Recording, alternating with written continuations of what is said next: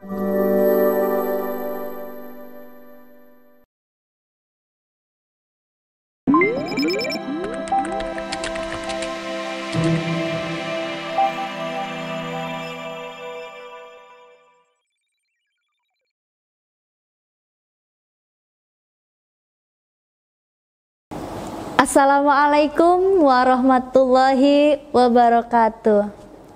Berjumpa lagi dengan saya Ulfa Julianti SSMPD, dosen pengampu mata kuliah Sastra Lama di Prodi Sastra Indonesia. Pada pertemuan 2 ini kita akan membahas terkait dengan cerita rakyat. Cerita rakyat adalah cerita yang berasal dari masyarakat, kemudian berkembang dalam masyarakat pada masa lampau, yang menjadi ciri khas setiap bangsa yang memiliki budaya adat istiadat yang berbagai macam, yang meliputi kekayaan adat istiadat dan sejarah yang dimiliki masing-masing bangsa. Pada lazimnya, cerita rakyat ini mengisahkan mengenai suatu kejadian di suatu daerah atau asal-muasal suatu daerah. Tokoh-tokoh yang ditimbulkan dalam cerita rakyat lazimnya diciptakan dalam format hewan, manusia, dan dewa. Cerita rakyat masuk dalam kajian antropologi. Tujuan ahli antropologi meneliti cerita rakyat adalah untuk mengetahui kepercayaan, adat istiadat, dan cara berpikir masyarakat. Cerita rakyat memiliki ciri-ciri diantaranya yaitu disampaikan secara turun-temurun, tidak dikenal siapa yang pertama kali membuatnya atau anonim, kaya akan nilai-nilai luhur, bersifat tradisional, mempunyai banyak versi dan tipe, memiliki format-format klise dalam susunan atau sistem pengungkapannya. Kemudian cerita rakyat disampaikan secara lisan, berkembang dari mulut ke mulut, dan diberitahu secara verbal. Fungsi cerita rakyat diantaranya adalah sebagai hiburan.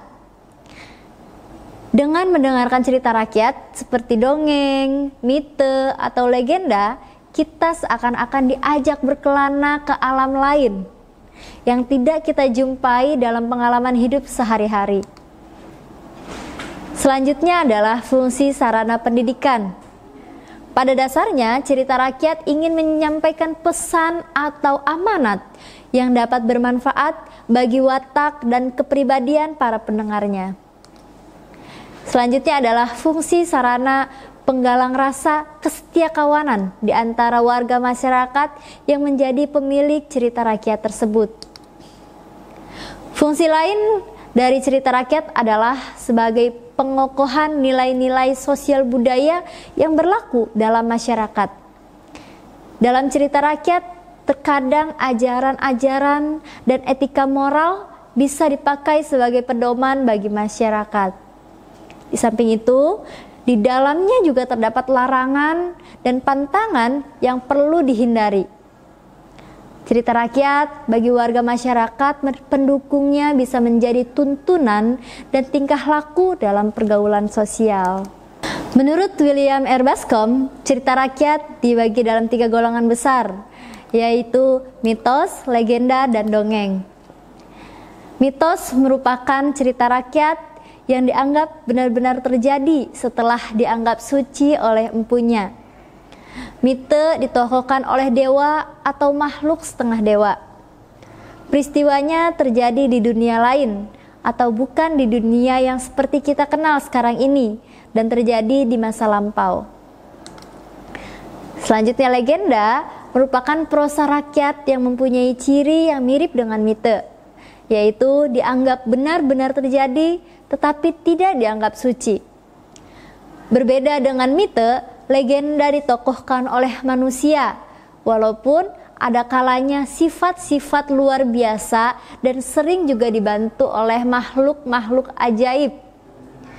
Tempat terjadinya di dunia yang kita kenal dan waktunya terjadi belum terlalu lama.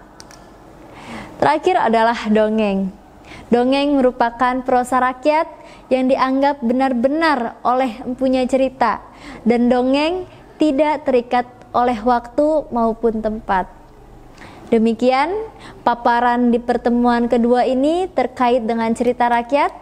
Semoga teman-teman dapat memahami dan dapat mengambil manfaatnya. Terima kasih. Assalamualaikum warahmatullahi wabarakatuh.